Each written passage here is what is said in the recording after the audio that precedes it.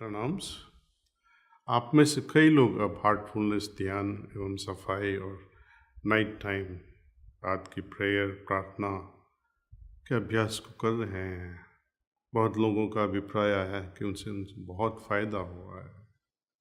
जैसा कि मैंने पिछले सत्र में कहा था, जब हम ध्यान करते हैं हम दिन भर अपने अंतर से जुड़े रहने में मदद करता है और हमने जिस शांतिमय दशा को ध्यानमय दशा को हासिल किया है उसे बनाए रखने में ही अपन को बहुत फ़ायदा होता है। एक गहरी ध्यानमय दशा इफ़ेक्टिव कम्युनिकेशन एक दूसरे के साथ जब बात करते हैं उसमें बहुत फ़ायदेमंद हो जाती है। यही वह दशा है जो हमें आंतरिक रूप से जुड़े रहने का और खुलकर पूरे दिल से जीने का तरीका दे सकती है। यह हमें दूसरों के साथ और अपने साथ खुशहाल संबंध बनाने में मदद करती है। असल में बातचीत एक तरह से ऊर्जा का आदान प्रदान या एनर्जी एक्सचेंज है जिसमें स्पंदनों का तालमेल बैठता है।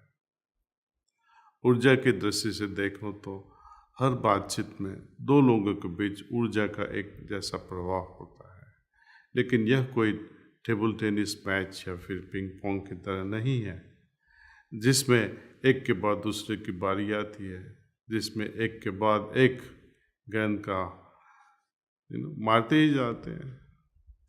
यह डांसिंग जैसा है, नृत्य जैसा है या एक साथ गीतों का लिखने जैसा है।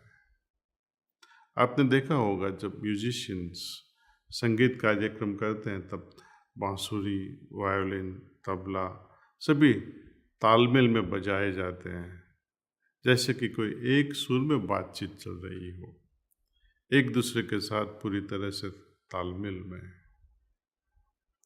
ऐसा ही बातचीत के साथ भी होता है, क्योंकि उस समय हम किसके साथ हैं उसी के आधार पर हर बातचीत सूक्ष्म रूप से आकार लेती जाती है।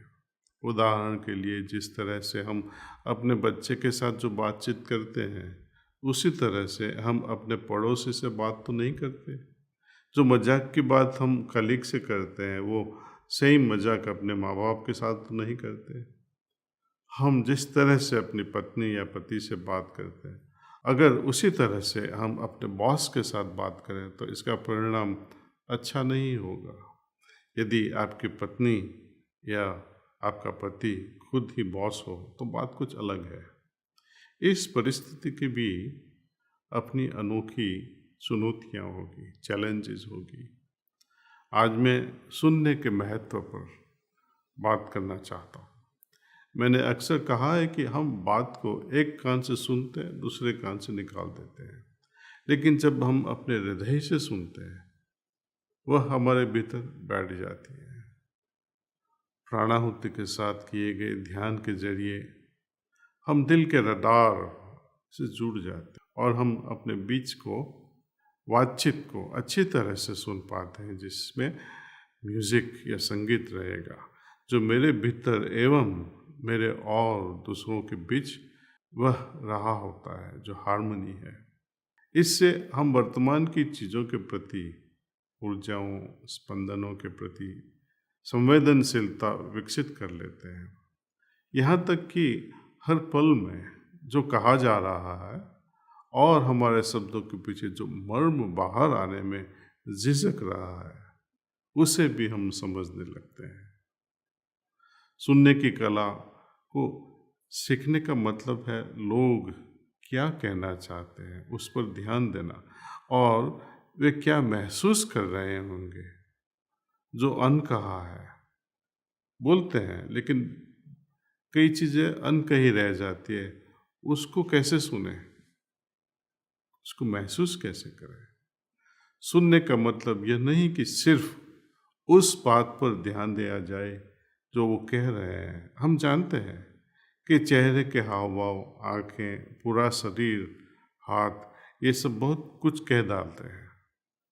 तो क्या हम इस भाषा के बारे में सही में संवेदनशील है, कुछ पहचान पाते हैं? इसके लिए हमारे मन को शांत होना होगा ताकि हम दूसरों को कहने का मौका दें, जिस बात को वे कहना चाहते हैं उसे व्यक्त करने का मौका दें। हमें खाली होना होगा अंदर से, अपने एजेंडा जो है, अपनी जो राय है, जो कायम विचार अपने अंदर आते रहे, जो पूर्वग्रह है, उसको भूलना होगा जब हम किसी और को सुनते हैं। बिना किसी पूर्वग्रह और अपेक्षाओं के सुनना हम एक तरह से खाली कर देता है। यही वह खालीपन है जो असली चमत्कार करता है। तब हम एक साक्षी या विटनेस बन जाते हैं। मौजूद रहने की यही ताकत है। किसी भी काम में मौजूद होना, हम अंदर से खामोश होते हैं लेकिन हमारा दिल खुला होता है, ओपन। खामोशी हमें अपनी आत्मा से जोड़ देती है। तो हम देख सकते हैं कि एक नियमित स्थिर ध्यान इस आंतरिक शांति को विकसित करने, हमें खुद को और दूसरों को सुनने में मदद करने के लिए एक बहुत ही शक्तिशाली साधन हो जाता है। हालांकि हम सभी ने सुनने के महत्व के बारे में शायद सैकड़ों बार सुना है, फिर भी यह कितने आश्चर्य की बात है कि हम इस आदत बनाने में या इसको आदत बनाने में अब भी कितना काम करना बाकी है, उससे हम लज्जित हो जाते हैं। आपने डॉक्टर स्टीवन कोवी की किताब the 7 habits of highly effective people के बारे में सुना होगा। वे जिसे सबसे प्रभावी आदत समझाते हैं, कहते हैं कि ये खास करके ये है कि आपको कोई समझे उससे पहले आप दूसरों को समझने की कोशिश करें। मैं फिर से दोहराता हूँ, आपको कोई समझे उससे पहले आप दूसरों को समझने की कोशिश करें। दूसरे शब्दों में, पहले सुने। चीज़ों के बारे में आप क्या सोचते हैं, उसके बारे में बात करने से पहले आप दूसरे इंसान को समझने की कोशिश करें। सेंट फ्रांसिस ऑफ असीसी की एक सुंदर प्रार्थना वो भी यही कहती है कि हे दिव्य मालिक, मुझे आशीर्वाद दें कि मैं दूसरों से दिलासा पाने की चाह न रखूं, बल्कि मैं खुद उन्हें दिलासा दूं। कि मैं दूसरों के द्वारा समझे जाने की चाह न करूं, बल्कि मैं खुद उन्हें समझूं। कि मैं दूसरों से प्रेम पाने की चाह न रखूं, बल्कि मैं खुद उन्हें प्रेम करूं, क्योंकि हम देने में ही पाते हैं।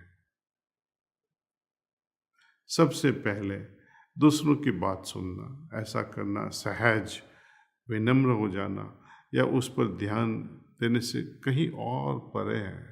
सुनना सक्रिय रूप से संतुष्टि एवं उपयोगी बातचीत में मदद करता है। सुनना हमें एक दूसरे के करीब ले आता है। जब कोई बात करता है, हम सुने बिना भाग जाते हैं तो एक दूसरे के बीच में डिस्टेंस हो जाता है।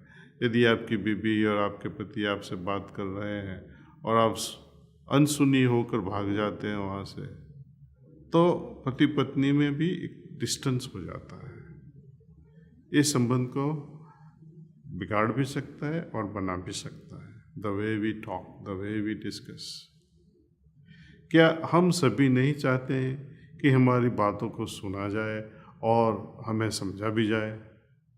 और सही ढंग से सुनने से वक्त भी बच जाता है, क्योंकि सुनने से अच्छी समझ भी आती है। सुनी अनसुनी कर दी तो हम समझेंगे नहीं, और जब तक समझेंगे नहीं तो मिसअंडरस्टैंडिंग रहेगा एक दूसरों के बीच में।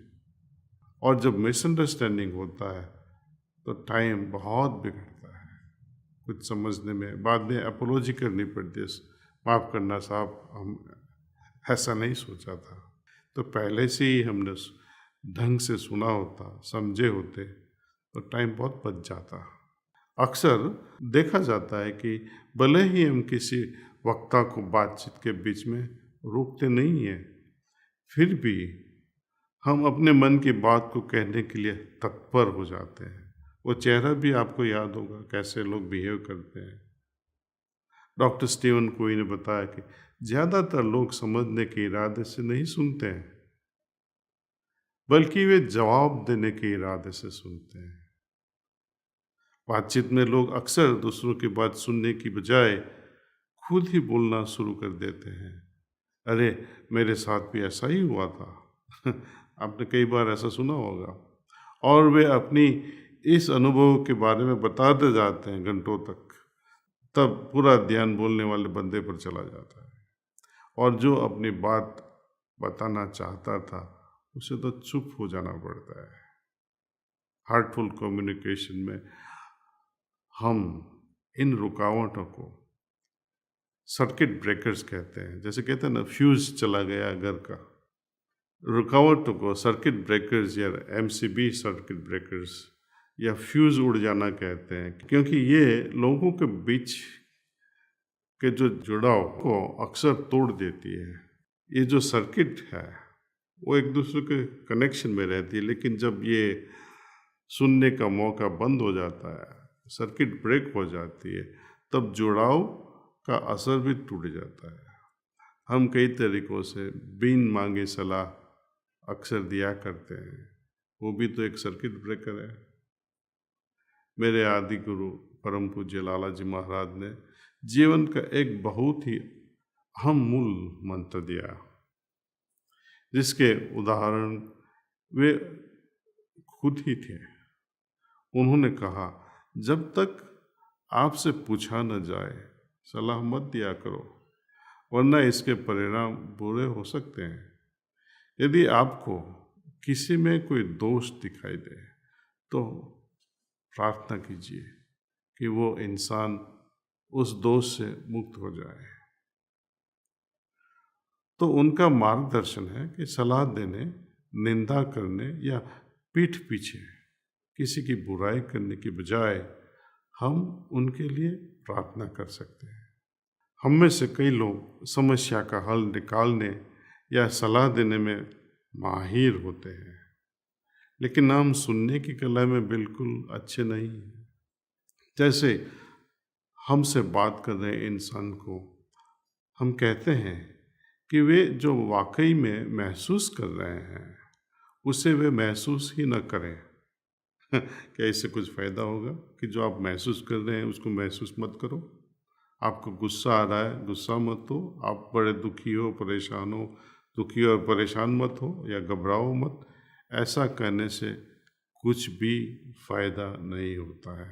आप समझते हैं आपका फ़र्ज़ हो गया, लेकिन सही में कोई भी कुछ भी फ़ायदा नहीं होता है। ऐसा कहने से उनकी मदद नहीं होती है। आप बस इतना कहकर किसी की भावनाओं को मिटा नहीं सकते। इनमें से कई सर्किट ब्रेकर्स दूसरों की परेशानी को हल करने की इच्छा के कारण होते हैं, उसे बेहतर बनाने के लिए, उसमें सुधार करने के लिए। लेकिन अक्सर लोगों को पहले पूरी तरह से सुना जाना चाहिए। किसी ने मुझसे कहा कि कैसे उनके जुड़वा बच्चों में से एक बच्चे की मृत्यु हो गई। तब कई लोगों ने कहा, कम से कम आपके पास एक तो संतान है। यह दुखद बात है। ऐसे कम से कम इन शब्दों से संवेदना शुरू नहीं होती, और उस औरत को वाकई संवेदना की ज़रूरत थी और वह चाहती थी कि लोग उसके खोने के दर्द को समझें, बच्चे के खोने के दर्द को समझें। लेकिन ऐसा जवाब, हालांकि इस जवाब का मतलब सही था, यह दिलासा देने वाला था, लेकिन इस ऐसी ज़बान से, ऐसे जवाब के कारण उसका दर्द उसके अकेलेपन तक ही सीमित रहा। बड़े बड़े अस्पतालों में कंप्लेंट बॉक्स होते हैं, ऐसा मैंने सुना है, जिसमें मरीज या उनके रिश्तेदार या दोस्त अपनी शिकायत या सुझाव डाल सकते हैं, लिख सकते हैं। कि आप जानते हैं कि 80% शिकायत जो होती है वो सुझाव या इलाज या सुविधाओं या सेवाओं के बारे में नहीं होती है। उनमें से कई लोग लिखते हैं कि किसी ने भी मेरी बात नहीं सुनी, मैं सिर्फ इतना ही चाहता था कि कोई मेरी बात सुने। सबसे अच्छे डॉक्टर और नर्स वे होते हैं जो हमारी बात ढंग से सुनते हैं। जब हम चिंतित या दुखी होते हैं तब वो बड़े प्रेम से हमारी बात सुनते हैं। जब वे अपने मरीज की बात को संवेदना से सुनते हैं तो उसी समय काफ़ी दर्द हल्का हो जाता है। अफसोस की बात है कि कुछ ऐसे क्षण भी हो सकते हैं जब हम लोगों के पास होने के मौके खो देते हैं। कोई तकलीफ में होता है, उसको उसकी बात सुनने के लिए वहाँ मौजूद नहीं होते हैं, और तब हम उस पल में बहुत ज़्यादा अफसोस करते हैं कि काश मैं वहाँ प्रेजेंट होता, वहाँ मेरी मौजूदगी होती, मैं कुछ बदल सकता था। मैं अपना व्यक्तिगत उदाहरण देना चाहूँगा कि मेरा एक बहुत ही करीब दोस्त हुआ करता था। तब मैं 1979 की बात कर रहा हूँ। उनकी शादी में कुछ गड़बड़ हो गया, वो परेशान थे आफ्टर मैरिज। 1 महीने के बाद वो अहमदाबाद मेरी हॉस्टल पे आ गए। अनफॉर्चुनेटली मैं हॉस्टल में नहीं था, मैं अपनी रूम में नहीं था। वो मेरे लिए एक नोट रख कर चले गए कि भाई कमलेश, मैं तुमसे मिलने आया था, तुमसे कुछ बातें करनी थी, चर्चा करनी थी। मैं उम्मीद करता हूँ कि जल्द ही तुमसे मुलाकात होगी। बस इतना ही नोट था। 1 हफ्ते के बाद मुझे खबर मिली कि उसने खुदकुशी कर ली। काश मुझे उससे बात करने का शायद मौका मिल जाता। ऐसा नहीं था कि मैंने उससे जानबूझकर बात नहीं की, यह तो बस ऐसा ही हो गया कि मैं अपनी रूम में नहीं था और नोट लिख के चले गए। पर यदि मैंने बात की होती तो शायद मैंने किसी का जीवन बदल दिया होता। जब लोग अपने अनुभवों को एक दूसरे के साथ बांट सकते हैं, मैं ऐसे दुखद अनुभवों की बात नहीं कर रहा, लेकिन जब लोग अपनी दास्तान सुना पाते हैं, किसी के साथ बांट पाते हैं, तब वे अपनी हालात को संभाल भी पाते हैं, और इससे गहन आध्यात्मिक लाभ भी होता है। ध्यान से सुनकर हम संस्कारों के बोझ को कम कर देते हैं। मैं दूसरों के साथ हमदर्दी रखने और उनकी बातें दिल से सुनने के बारे में कुछ और भी बताना चाहूँगा, खासकर तब जब हम किसी दबाव में हो या किसी नाजुक दौर से गुजर रहे हों। तब कैसे बर्ताव होना, कैसे बातचीत होनी है, उसके बारे में अगले हफ्ते हम कुछ बात करेंगे। प्रार्थना और ध्यान के जरिए ही हम अपनी आत्मा को सुन सकते हैं। खामोशी में हम ईश्वर से जुड़ पाते हैं और उन्हें, ईश्वर को सुनने को तैयार हो जाते हैं जब हम साइलेंट रहते हैं। लेकिन हम प्रार्थना में लोग क्या करते हैं, ये मांगते हैं, वो मांगते हैं, ऐसा हो जाए तो अच्छा है प्रभु। हम अपने अंदर इतने बिजी हो जाते हैं तो ईश्वर कुछ कहे वो भी सुनने के लिए हम तैयार नहीं होते। जब खुद की बकवासी चलती रहती है, हम कहते हैं कि प्रार्थना है, लेकिन सही में वो बकवास है। ऐसी प्रार्थनाओं से कुछ भी फायदा नहीं होता। हम एक संकल्प करते हैं कि कल से अगले संडे तक हार्टफुलनेस की जो प्रार्थना है उसको हम सुबह के ध्यान के पहले बड़े ढंग से करें। प्रार्थना के बारे में आपको पता है कैसे की जाती है, वो हमने उसके ऊपर आधा घंटा बहुत चर्चा की थी, उसको रेफर कीजिए। और प्रार्थना ऐसी होती है, शब्दों में कहा जाए, लेकिन जो भाव है उस पर हमें बहुत ध्यान देना पड़ेगा। और देखिए, ऐसी प्रार्थना करने के बाद पूरे दिल से, अब जब आप ध्यानमय हो जाते हो ध्यान के बाद, तो इसका अनुभव कीजिए, इसको लिखिए अपनी डायरी में, नहीं तो मेंटल नोट कीजिए। तो आज हम